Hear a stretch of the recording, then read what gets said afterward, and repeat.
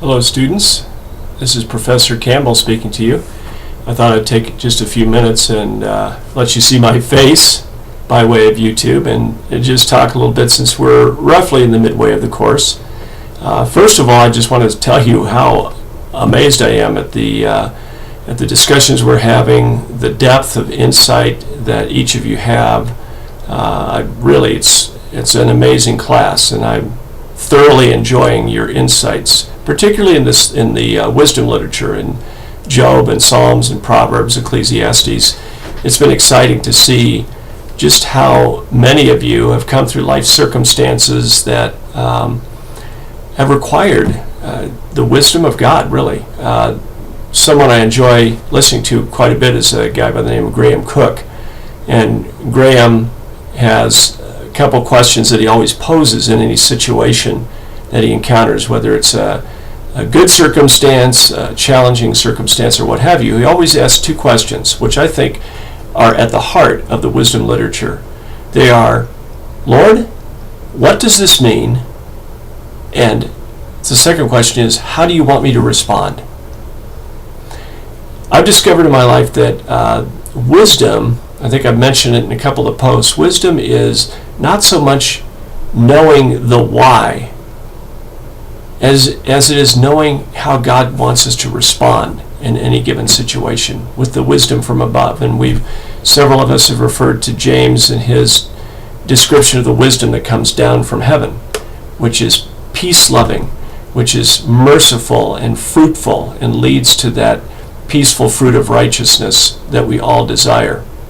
And I've been impressed as I've listened to some of you talk about past struggles, challenges in your life, some tragedies, and how God has put that into context for you. And I believe that's what the wisdom literature helps us do.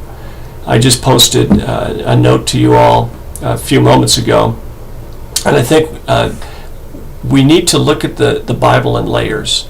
And it's important, and I think a lot of you are doing this in your timelines, it's important to get beneath the surface story, to get into the underlying attitudes and understanding of what God is trying to communicate to us, His children.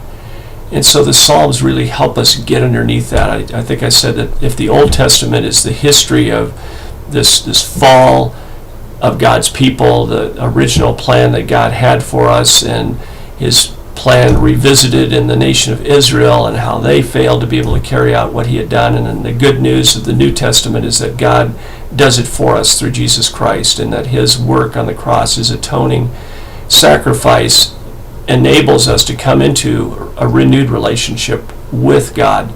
And there's this second cultural mandate, if you will. The first cultural mandate in Genesis was be fruitful and multiply and fill the earth.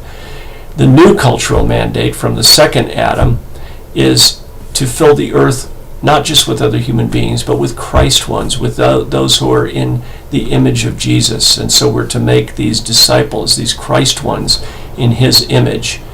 And so between these two testaments, or these two covenants, where we understand God's heart for us, is this wisdom literature in the middle. The wisdom literature which helps us to understand the emotion and the angst that God feels and that God's people feel.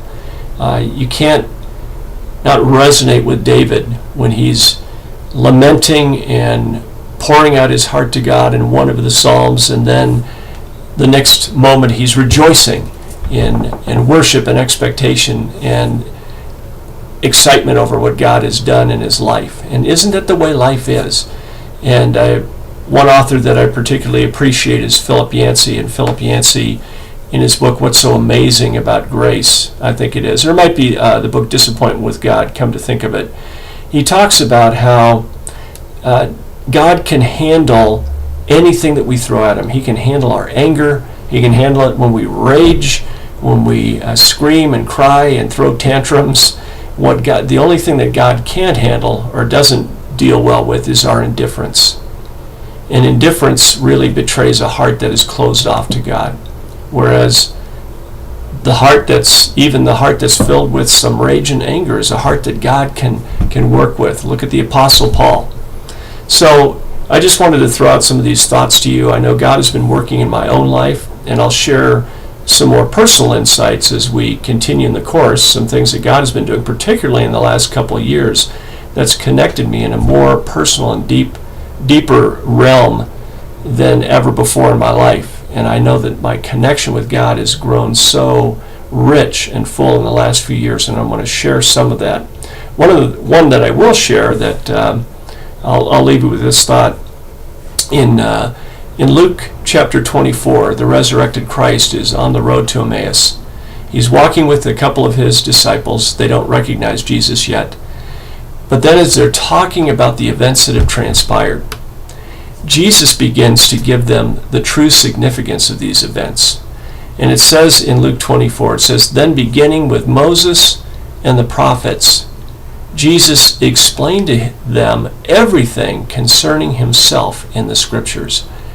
I love that. In other words, what Luke is saying there is that Jesus was able to unpack everything in the Bible and show that absolutely everything written there points back to him. And my prayer after reading that one day about a year and a half or 2 years ago was, Lord, would you unpack the scriptures in that way for me?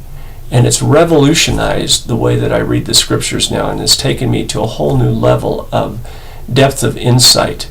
And it's come alive more for me, because as I've mentioned to you before, God has written his word to us not to fill our minds with information, but to change our hearts. It's all about the heart. And a number of you have referenced Proverbs 4:23 about guarding our heart. That doesn't mean becoming self-protective. That means guard it from other influences, but allow God in there to do the shaping work that he wants to do in his heart, in our hearts. And his shaping work is always to conform us to the image of his son, Jesus.